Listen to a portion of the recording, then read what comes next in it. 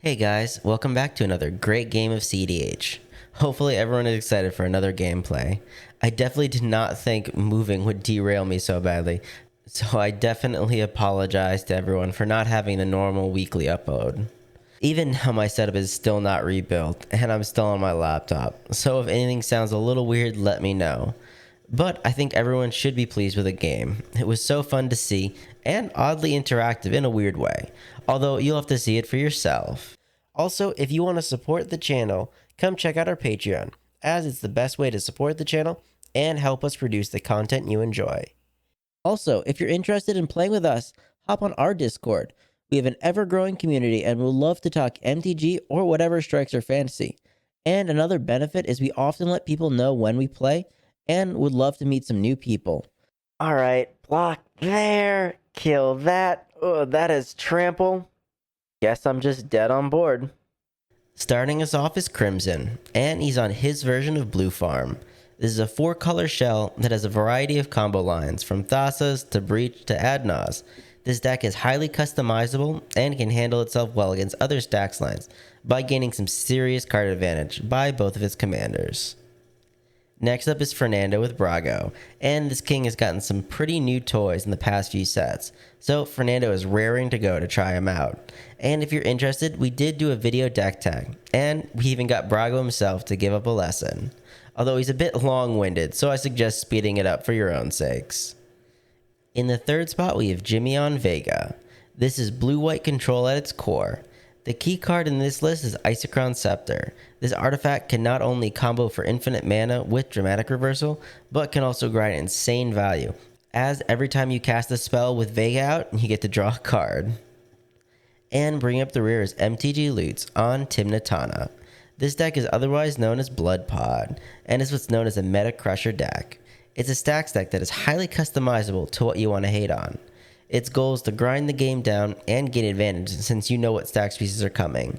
Tuned to a specific meta, it can often hold the entire table down, but only if it's tuned properly. And without further ado, let's get onto the gameplay. Crimson starts off the game a bit slow with a tapped Sulphur Vols. Fernando also has a simple turn, just playing a Misty. Ooh, some slow hands? Okay.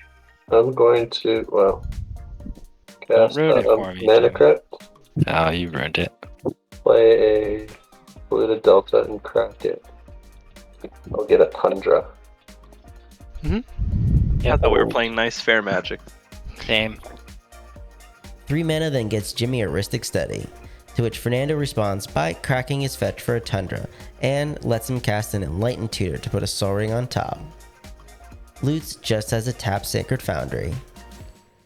Crimson plays a Murkwater Pathway and doesn't want to feed the Ristic and passes. Fernando draws his Sol Ring and plays a Sea of Clouds. He casts his Sol Ring and pays for the Ristic. Jimmy is safe from his Mana Crypt and bolts himself when he cracks a Marsh Flats for an untapped Hollowed Fountain. Jimmy then taps his mana and leaves a floating colorless to cast his commander Vega, ending his turn with a Sol Ring of his own. Loots plays a Wooded Bastion and casts a Mana Crypt.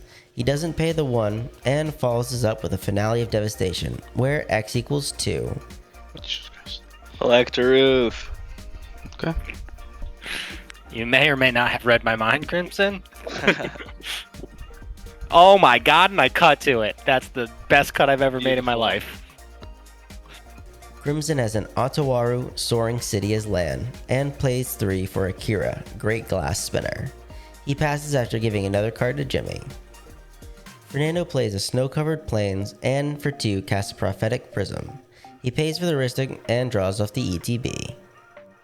Jimmy is safe from his crypt and plays an Ancient Tomb. He then heads to combat and sends Vega at Loots for 2. And on his second main, Jimmy casts a Tribute Mage. It resolves and grabs an Isochron Scepter to hand. Loots takes 3 from his crypt. I knew that was going to happen. Like, I knew I was going to turn off my own crypt, and it was going to damage me. Just fucking...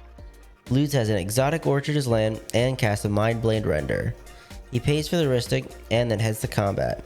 He sends the Oof at Fernando, who blocks with his face. Crimson has a Cephalid Coliseum as land and casts Tymna. He pays for the Ristic and then sends Kira at Loots. Then, on his second main, takes 1 to draw off Tymna. Fernando plays his own Otawaru and casts a Mystic Remora, paying for the Rhystic. But this is too much value for Jimmy, as he swan songs it. Fernando then follows this up with a Dreadnought Magistrate, not paying for the Rhystic. Jimmy is once again safe from his crypt, and plays and cracks a Flooded Strand for an island. Combat is then held with Vega heading at Loots, and the Tribute Mage heading at Crimson. On his second main, Jimmy then wipes the board with the Doom Scar. This unlocks his artifacts, and he taps his Soul Ring for a Talisman of Progress. Loots is safe from his crypt and plays the Savannah. 3 mana then gets him a Kuranos, paying for the Rhystic. Crimson draws, hoping for a land, and actually does one better as he finds a Soul Ring off the top. Although he did forget about the Rhystic, and doesn't pay the tax, as he needs the 5 for Kraum. Unfortunately, he does feed a card to Jimmy, but at least Kraum is a hasty boy, and turns himself sideways at Jimmy for 4, in the air as a little payback. Fernando untaps, and for 4 casts a Lithiform Engine. He pays the extra for Rhystic, and on his end step, Jimmy anticipates. Jimmy is safe from his crypt, and plays a Cephalid Coliseum as land. He then casts a Gilded Drake to swap places with Crimson's Kraum. Jimmy still has a floating colorless and uses it to help recast Vega, and ends his turn for telling another card. Man, his Loots' crypt still vengeful for that Collector Roof, as he takes another 3 from it.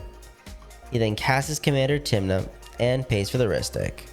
Combat is then held, and he sends his Menacing Hound at Jimmy, who responds with his Foretold Depart the Realms to bounce the Helm and draw a card off Vega.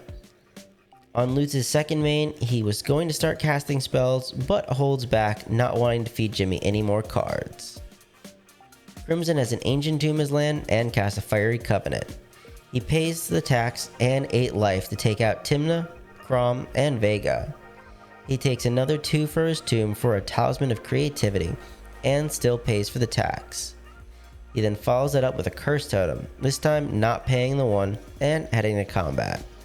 Crimson then sends his Drake at Loots for 3. Fernando has an Iganjo as land, and debates what to do. Just like Loots, he doesn't want to feed extra cards to Jimmy, and settles on a Displacer Kitten. He pays the 1, and at his end step, Jimmy Mystical Tutors to put a Dramatic Reversal on the top of his library. Jimmy draws his reversal, and casts an Azorius Signet. He plays an Academy Ruins as land, and decides to go for it, as he casts an Isochron Scepter.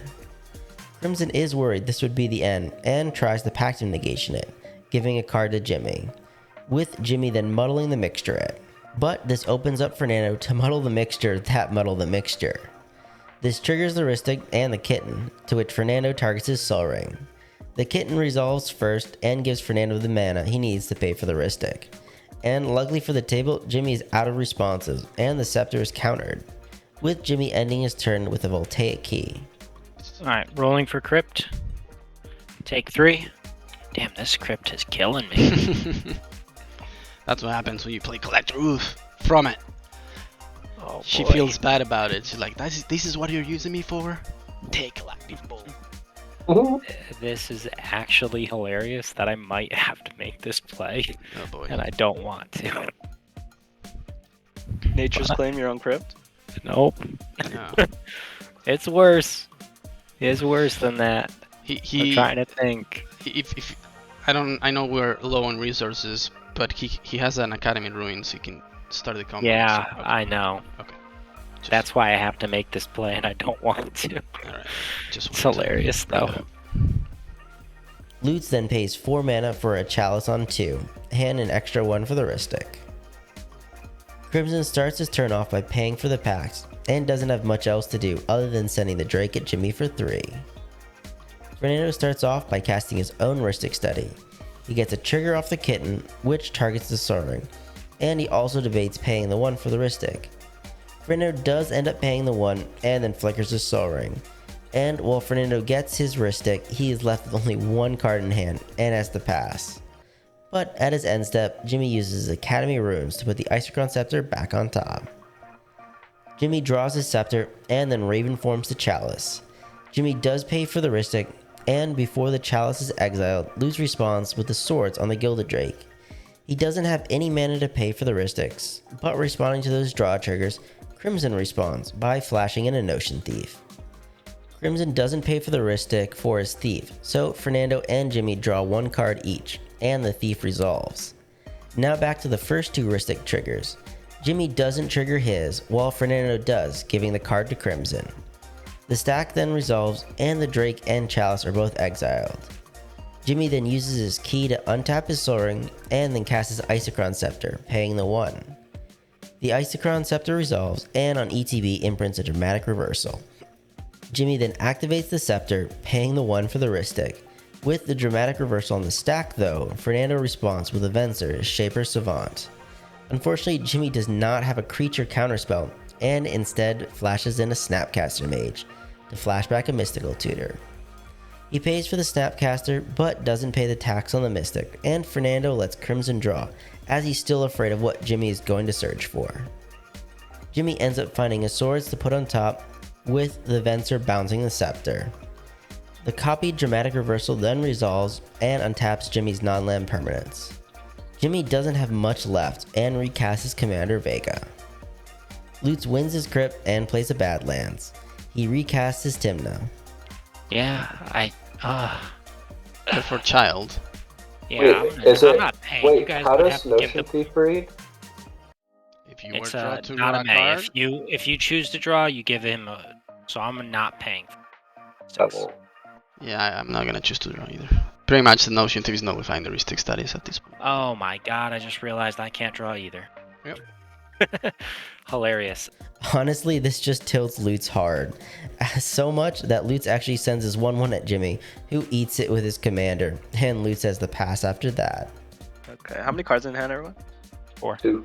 Windfall, yes. I have an academy. Actually, no, Windfall, no, never mind. You have an Ocean Thief. I don't want you to. Never mind. That was stupid. Crimson starts off Demonic Tutoring. He finds a card and casts a Dockside Extortionist, gaining 11 treasures, and follows it up with a kicked Thieving Skydiver, where X equals 1 to take Fernando's Sol Ring. 7 mana then gets him a recasted Kraum, who turns sideways at Jimmy. Fernando plays a Snow-Covered Plains and starts off with a Swords to Plowshares on the Notion Thief. He targets the Venser with the Displacer Kitten, and Fernando pays for the wrist stick. Venser then re-enters, and Fernando copies the ETB with his engine to bounce his own Sol Ring and Jimmy's wrist stick, with the swords finally resolving to exile the Notion Thief. Fernando then recasts his Sol Ring and triggers his Kitten to try and flicker his Prophetic Prism, while also being his second spell this turn, triggering Crimson's Kraum to let him draw. Crimson does respond to this by Vamp Tutoring, not paying the 1 and going to search out a card. He finds his card and the prism is flickered to let Fernando draw an extra card, and the Sol Ring resolves. Fernando then taps and filters an extra white through his prism for an Aura of Silence. He triggers his Kitten to flicker the Sol Ring, but this seems to be the best opportunity for Crimson as he cracks his treasure for an Adnaz. He can't pay for the wrist stick, and Crimson starts revealing cards until he's down to 4 life. The Sol Ring then blinks, and the Aura of Silence resolves. Fernando then casts a Chromox. He gets to tap his Sol Ring for mana, and then flickers the Venser to bounce his Sol Ring. And with that, he realizes he can use the Cap and Venser to flicker between the Sol Ring and Chromox to generate infinite colorless mana. Then, with infinite colorless, he can flicker the Prophetic Prism to draw his deck, and filter for infinite colored mana. Fernando then draws most of his deck and starts casting cards until he finds his Lightning Greaves for Brago. This lets him generate infinite ETBs, and along with an Agent of Treachery to take all his opponent's permanents. He then takes an extra turn and wins himself the game. And before I get into the game review, I want to thank our Patreon subscribers. Game review. Well, damn, I did think Jimmy's wrist stick was going to win him that game. But it turns out the Kitten clawed Fernando's way to victory. But Jimmy really did try hard to win. Although no one really expects a Venser in CEDH. And unfortunately, once his Dramatic was exiled, he definitely struggled to get back in it. One player that did struggle was Lutz, as while the early oof did really slow his opponents down, it was only a matter of time till someone removed it. And with the Notion Thief out, it stopped him from drawing cards with Tymna, and he really wasn't able to get ahead at all. As for Crimson, it was good with the Notion Thief, but I think slowing his first few turns down due to the wrist stick really hindered him, and unfortunately he ad-naused right into a win from Fernando. There was a thought that he should have tried to ad-nause main phase and try and go off with it, but with the ad-nause taking the last of your mana, it was really just bad luck that it happened when it did. Although thanks to all the players that played and fought hard. Hope to see you guys later. Hey guys, thanks for making it to the end of the video. I just wanted to let you know that we have a TCG affiliate link, and if you ever see a card you want to try or are inspired to brew something new, use our link when purchasing and we'll receive a small portion of the sale. This is a great way to support the channel, and if you enjoyed the gameplay, please leave a like and subscribe, as it really helps us keep making videos. And remember, never give up, even if you're dead on board. I'll see you guys later.